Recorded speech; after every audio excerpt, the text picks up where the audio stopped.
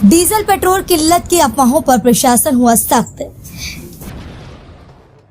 DM और SP ने उरईवा coach समेत कई क्षेत्रों के पेट्रोल पंपों का किया औचक निरीक्षण। जालौन में डीजल पेट्रोल की किल्लत को लेकर फैल रही अफवाहों के बीच प्रशासन पूरी तरह एक्शन मोड में नजर आया। जिलाधिकारी राजेश कुमार पांडे और पुलिस अधीक्षक डॉक्टर दुर्गेश कुमार खुद मैदान में उतरकर हालात का जायजा लेने पहुंचे और लोगों को भरोसा दिलाया कि आपूर्ति जल्द सामान्य हो जाएगी। डीएम और एसपी ने उरईवा कोच समेत कई क्षेत्रों के पेट्रोल पंपों का औचक निरीक्षण किया।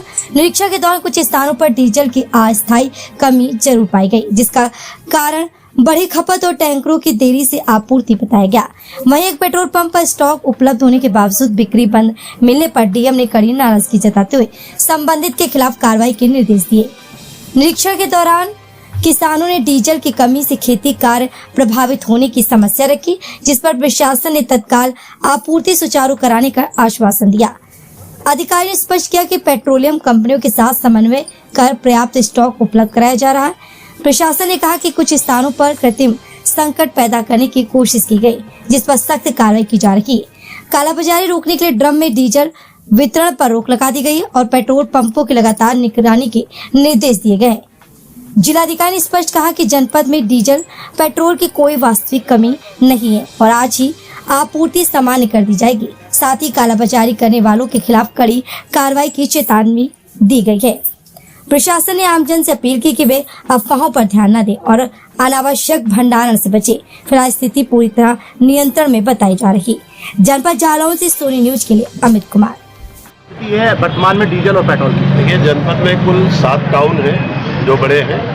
कालपी है, आपका उरई है, जालौन है, कोच है, माधोगढ़ है, रामपुरा है, ये सब है, नदी गाँव है।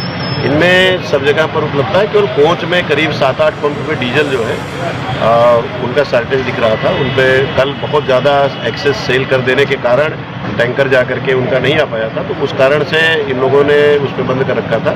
तो अभी आकर के वितरण शुरू कराया गया। इनके टैंकर भी अब यहाँ 40-50 किलोमीटर दूर ही रह गए हैं, तो ये भी 3-4 बजे से सुचारू रूप से वितरण कर देंगे। लोगों से हमने अपील की है कि लोग जमाखोरी डीजल की न करें, जो उनकी आवश्यकता है उतना ही ले जाएं, क्योंकि हमारे यहाँ इस समय किसानी का काम चल रहा है। मूंग की बुआई है, मटर और सरसों और इसके हार्वेस्टिंग का काम है, तो इसलिए किसानों को प्राथमिकता देकर के उनको डीजल की उपलब्धता सुनिश्चित कराई जा रही है।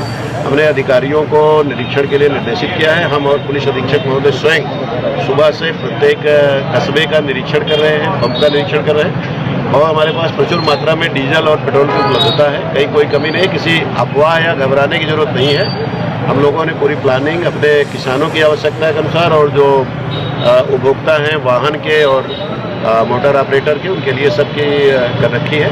तो व्यवस्था में अपना लोग सहयोग दें और किसी भी प्रकार के उसमें ना आए।